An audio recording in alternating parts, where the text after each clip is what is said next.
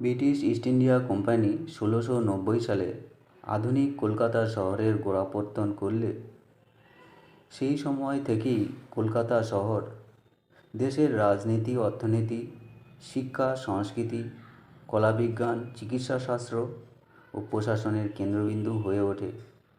একই সঙ্গে সেই সময় কলকাতায় বড় বড় শিক্ষা প্রতিষ্ঠান ও জ্ঞান বিজ্ঞান চর্চার ফলে জনগণের মধ্যে জাতীয়তাবোধ ও জাতীয় চেতনার জন্ম নেয়। এর ফলে তারা ব্রিটিশ বিরোধী আন্দোলন শুরু করে এবং এরই ফলে ব্যাপক আন্দোলন চলতে থাকে এবং ব্রিটিশ সরকার ভীত সন্ত্রস্ত হয়।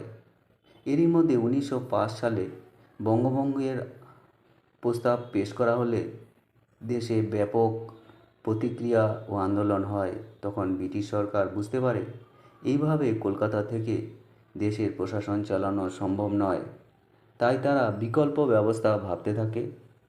এরপর লর্ড হার্ডিঞ্জ ব্রিটেনের রাজা পঞ্চম জর্জের কাছে কলকাতা থেকে দিল্লি রাজধানী স্থানান্তরিতের সুপারিশ করে এবং ১৯১১ সালে ১২ই ডিসেম্বর দিল্লিতে রাজধানী স্থানান্তরিত হয়।